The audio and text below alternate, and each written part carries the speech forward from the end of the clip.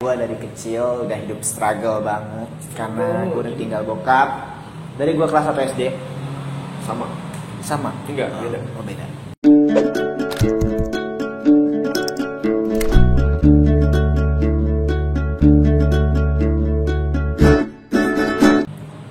Assalamualaikum semuanya. Waalaikumsalam, Mong. Iya benar. Kalau salah terus dijawab ya. Iyalah. Iya.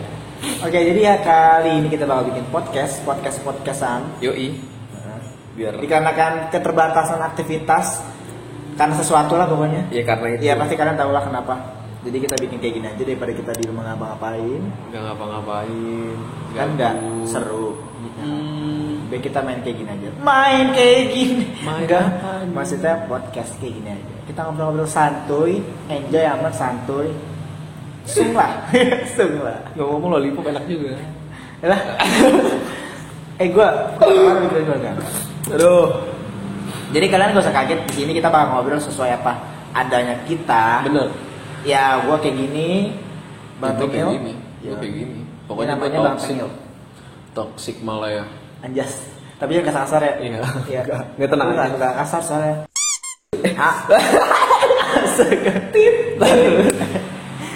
Oke. Jadi untuk podcast pertama ini kita mungkin bakal cerita sedikit tentang kita berdua. Bener. Gue mau cerita hidup gue Yang intinya adalah perjalanan hidup masing-masing. Ya bisa Iya. dibilang. Sebenarnya gue udah nulis di HP. Terus Lihat di HP aja deh. pertama dari lu gue mau tahu. Iya. Oke. Podcast dadakan ya. Berbicara soal perjalanan hidup. Berjalan. Jadi kita bakal cerita sedikit tentang perjalanan hidup kita. Walaupun ya belum jadi apa-apa ya. Belum jadi apa-apa. Belum jadi apa-apa sama Iya. sekali. Bener. Uh-uh.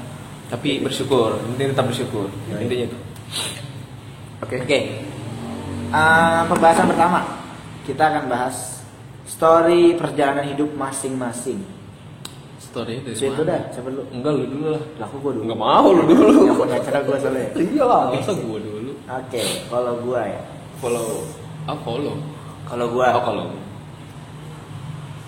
perjalanan hidup apa dulu nih? Soal bermusik atau yang lain-lain? ya berawal dari keluarga dong. Oh, iya. Dari awal Oke. keluarga. Gua anak keempat dari 4 bersaudara dan gue bontot Lu? anak terakhir. Oh, anak terakhir. Kalau bontot tuh anak terakhir. Iya. Oh iya. Gua kelahiran 2000 apa sih? Gue lahir di tanggal 23 Juni 1999 dan sekarang gue umur 20 tahun. Dan belum jadi apa-apa. Tadi ini ngomongin umur ya. Oh iya.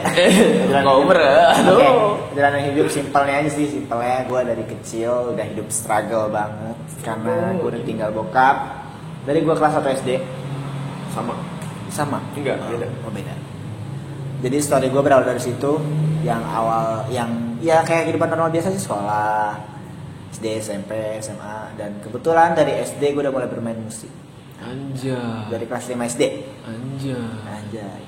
Gue liat Terus- lu bermain musik waktu SD. Ah? Dari SD lu udah main musik kan? Belajar sih. Oh, belajar. Belajar. Tapi Dulu kalau- pertama kali gue main musik tuh gitar yang belum bisa apa-apa. Terus gue minta ajarin teman gue yang dekat rumah. Terus? Ya udah di situ ya pelan-pelan. Bisa? Dikasih tahu nih doang sih basic-basicnya. Setelah itu ya belajar sendiri di rumah, akhirnya bisa. Belajar sendiri, jadi bisa main gitar. Walaupun sekarang gak jago-jago banget sih, karena pas bisa gitar itu gue lebih mematangkan ke arah vokal. Soalnya lu lebih menonjol, menontot. Menonjol. Iya menontot sama Iya, aja. iya. Menontot tuh kayak nimbul terus yang begitu. Iya gitu. Yang lebih ke situ arahnya daripada harus jadi player gitu. Player musik, bukan player mainin cewek. Bukan. Kalau gue bilang kebanyakan yang jago nyanyi justru yang main gitar agak kurang gimana. Kebanyakan ya. Kebanyakan. Tapi ada juga yang jago sama. Terus ada juga yang jago gitar tapi vokalnya kurang. Iya. Benar sih? Ada, malah banyak. Malah ada yang main gitar cuman nggak bisa nyanyi. Serius. Tapi lu bisa. Ya kan nggak semua. Ngakuin. Enggak, gue nggak bisa nyanyi juga. Aduh malu aku. Gitu, oke. Dari situ gue udah mulai musik, main nyanyi, udah masuk cover dan mulai bikin lagu juga. Dari awal tuh ya, dari itu musik. udah kepikiran buat berkarya ya. Yo, itu sih fokus utama itu. Gila Serius. sih. istilahnya cover itu belum ada sebenarnya gue. Iya. Jadi fokus ke bisa nyanyi dulu. Paling sekedar nggak cover sih, cuma ada lagu-lagu baru gue nyanyi doang. Gitu. Nggak cover karena emang pada waktu itu sih belum punya apa-apa. Belum punya apa-apa. Sekarang juga belum punya apa-apa sih. Tapi berusaha buat maksudnya, punya apa-apa. Iya itu SD SMP gue mulai ada kepikiran mau beli alat-alat recording sendiri buat bikin cover. Ya contohnya beli mic terus laptop. Ya ngumpulin lah dari uang lebaran. Biasa gue kalau lebaran THR bisa sampai sejuta anjir. Gila. Keluarga besar gue anjir. Minta maaf. Sumpah. Gak bohong gue serius. Udah ngumpulin akhirnya kebeli, udah mulai cover SMP tuh. Kalau nggak salah cover apa tuh pertama? Itulah pokoknya. Mulai cover sendiri, semua juga sendiri. Gue nggak minta bantuin orang, lebih ke belajar di YouTube segala macam. Nyanyi pun sama, gitu-gitu. Udahlah perjalanan yang hidup di situ, bikin cover SMP, lulus SMK. Gue mulai memberanikan diri untuk on stage. Alik. SMP tuh gue udah mulai SMP juga gue udah mulai naik ini sih pensi sekolah gitu sampai SMK pun setiap ada acara gue pasti naik genteng bagaimana ya naik stage terus dari mulai kelas gue udah mulai berkarya lagi kelas 1 SMK tuh gue udah mulai coba ada pikiran gue bikin single lagu akhirnya ya udah jadi pelan jadi memberanikan diri bikin single, jadilah single pertama tuh yang judulnya Mencintaimu. Ada di YouTube. Cek dia sampai iya gini. Oh iya, gue pengen nanya pertama kali lu record tuh ke label itu boleh sebutin? Boleh. Iya, ke label yang sekarang lu bukan label sih, apa sih namanya? Iya, recording Amplop itu kapan pertama kalinya? Pas SMK atau? SMK. Pas SMK itu pertama kali. Soalnya itu juga waktu itu gue ngeliat story Instagram teman gue yang dia band anak band. Gue lihat dia nge-tag upload record nih. Gue stuck lah upload record kan. Pas gue lihat itu dalam misi Instagramnya ya hand recording gitu, rekaman, bikin lagu bisa dia macam. Udah dari situ gue ngumpulin duit segala macam. Gue udah kepikiran pengen bikin lagu sendiri. Modal nekat sih sebenarnya itu. Udah bikin ngumpulin duit segala macam kelas 1 SMK tuh. Baru dah gue nge-tag orang upload namanya Bang Bonar. Sampai sekarang gue tau gue alhamdulillah. Spirit Struggle, Scary Friend of the Shadow itu di-upload. Mantap. Promosi juga. Dulu waktu metal-metalan sama itu aja sama Popang asli. Parah gitu di-upload. Iya, bagus itu udah. Emang bagus sih kualitasnya gila. Gak bisa diraguin dah. Udah abis itu gue memberanikan diri, duit kekumpul segala macam, gue berangkat lah ke Bogor. Berangkat ke Bogor, habis itu ya kenalan Bang Bonar segala macem. Ditanya Cibinong Bogor ya. Mau rekaman kayak gimana Dim? Mau bikin lagunya kayak gimana segala macem. Ya udah lah gue dengerin lah. Itu gue pakai ukulele doang. Soalnya abis waktu itu gue masih kayak ngeliat penyanyi Indonesia yang pakai ukulele udah jarang tuh selain Budi Doremi waktu itu. Ya udah gue bikin pakai ukulele kan nyobain Mencintaimu. Ada deh di YouTube kalau kalian penasaran. Check this out. Jadi pas itu jadi itu dibantuin Bang Bonar juga sih segala macam musiknya dibikin. Jadi single udah rilis segala macam udah deh. Next tahun berikutnya juga gue kayak gitu terus bikin single setiap tahun. Kelas 2 SMK kelas 2 SMK gue agak dulu. Kelas 2 SMK tuh gue baru bikin yang judulnya Hilang. Cuma gue bikin rilisnya akhir tahun itulah. Gitu. Rilis yang judul Hilang gitu juga. Nah baru tahun kemarin gue ngerilis lagi single ketiga gue yang judulnya Panggung Rahasia di akhir Desember 2019. Itu pecah banget sih asli. Enak lagunya sumpah. Kalian harus dengerin di YouTube Panggung Rahasia. Video klipnya juga ada. Dan mungkin orang-orang juga pengen nanya ya, di single itu tuh apa tuh? Enggak. Jadi di single itu tuh lu terinspirasinya sama apa gitu, sama sesuatu apa? Soalnya itu single itu tuh yang menurut gue tuh yang paling easy listen banget ya didengerin dan maknanya mungkin dapat ke orang-orang gitu. Dari mana gitu untuk Panggung Rahasia? Oh inspirasinya? Iya inspirasi lagunya. Oh itu kocak anjir story-nya sebenarnya. Kocak. Jadi waktu itu sebelum gua bikin lirik video Panggung Rahasia tuh gue lagi PKL di hotel bang, PKL di hotel kelas 2 apa ya, kelas 2 pertengahan kelas 2 6 bulan tuh gue pakai di hotel. Gue lagi di office hotel, lagi nggak ada kerjaan, depan komputer ada kertas, ada pensil kan, set gue dapet nada lah, langsung ya. Iya, gue langsung gitu doang. Udah set, gue rekam dulu sebenarnya, di sini set segala macem. Dapet nada di hotel, gue nyari intro awal. Intro awalnya gimana waktu itu ya? Gue bingung udah waktu itu. Dapat pas ref doang. Gitu lah pokoknya. Udah, gue rekam di HP, set. Sampai di situ gue juga nulis agak sedikit refnya, langsung refnya. Coba bikin apa sih? Diriku. Dapat lah di situ tuh. Udah pokoknya dari mungkin kayak itu gue dapat segitu doang. Habis itu gue stop dulu, soalnya di situ langsung gawe kan gue namanya. Gue lanjut di rumah lah baru berlanjut sampai kira-kira gue bikin dari gitu seminggu, 2 minggu lah, 2 minggu jadi sambil nyari intro awal sampai ke apa sih namanya, sampai jadilah pokoknya. Tapi kalau story dari lagu ini tuh sebenarnya nggak ada storynya. Nggak ada storynya. Emang lebih ke lagi feelnya ke situ aja. Iya, lagi feelnya ke situ aja. Oke, itu yang jangan terbawa prank lu di sini ya. Ini gue bukan nge-prank ya. Ini kita real life story kita masing-masing. Ini gue dulu cerita Bang Nyo. Ya, jadi boleh. Setelah lulus sekolah musik tetap jalan, cuma gue kepikiran nyokap, yang namanya nyokap kan, ya orang tua normal kan, kamu lulus sekolah kerja, kalau nggak kuliah segala macam. Gue sebenarnya udah pikiran sih, pengen kerja yang enak dulu, baru sambil kuliah gitu. Iya, betul. Cuma kan ya namanya hidup gak ada yang tahu ya, nggak bisa ditebak. Sempat kerja sebulan, 2 bulan, paling lama ya setahun gitu kan. Di PT, gue udah pernah kerja di hotel, PT, jadi sales HP waktu itu. Mereka nggak boleh sebutin karena kita nggak di endorse. Bener. Kalau main endorse hubungi kita. Ini kita juga masih air putih doang loh biasa. Sumpah ini. Karena ini abang-abang yang tau lo galon yang 5 ribuan ini loh. Iya, karena kita belum di endorse apa-apa. Abang-abang galon yang 5 ribuan endorse nih ya.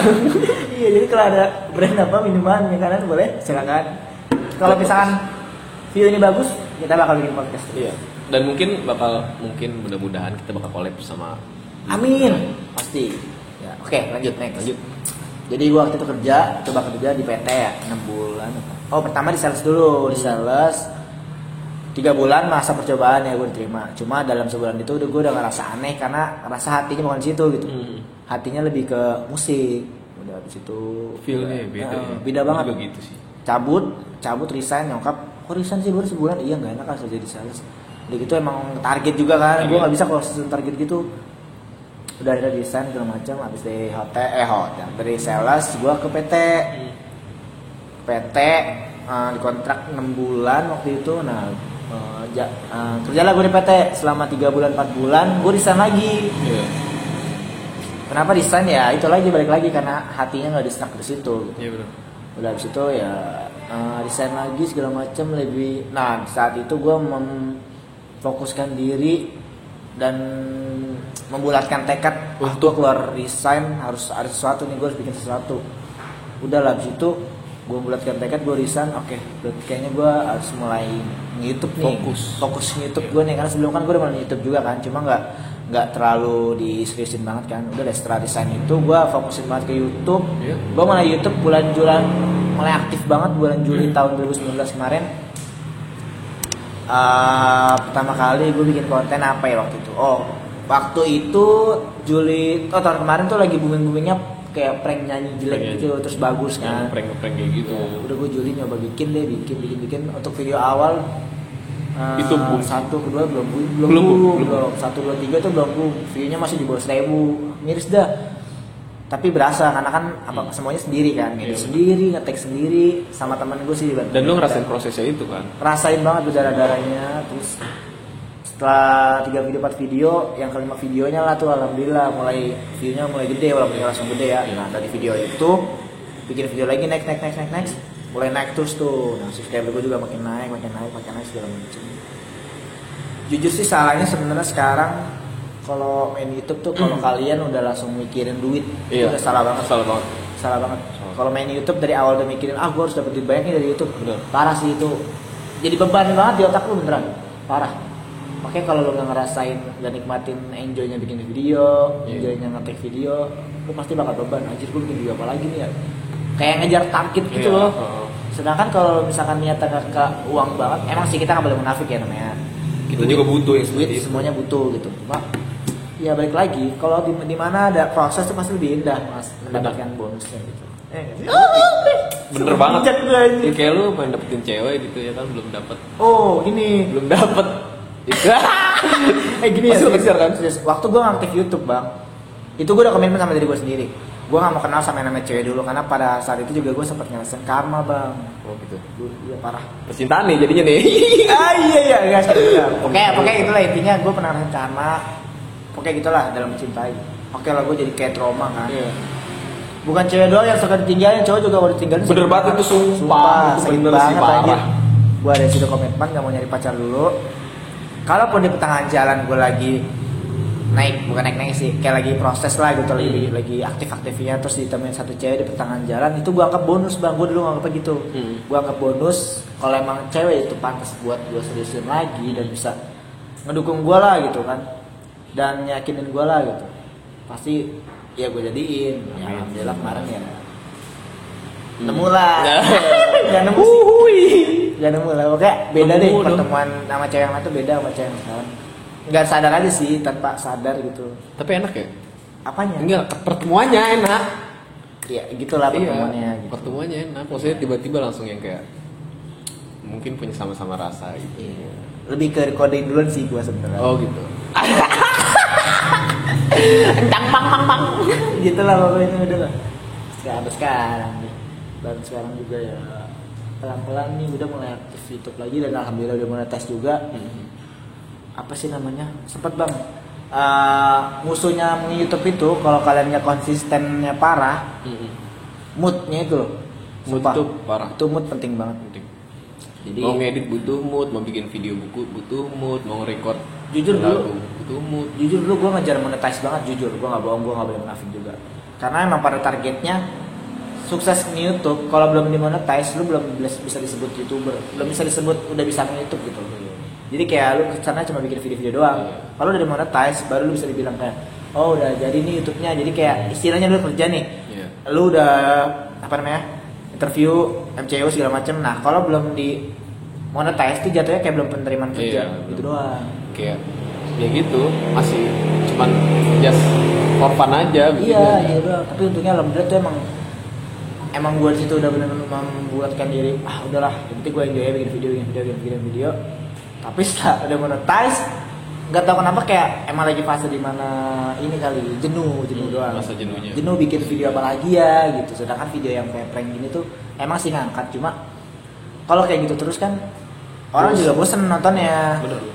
Dan pada dasarnya nih ya, kalau Junior Dimas ini aja Dimas Junior ini tuh Cimong lah, gue manggilnya Cimong.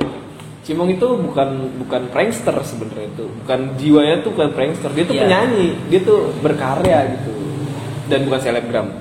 Ya belum jadi. Ya bukan selebgram, dia just berkarya gitu deh. Iya makanya udah deh. Sambil waktu itu juga gue bikin plan juga sambil sambilin cover sama bikin lagu juga.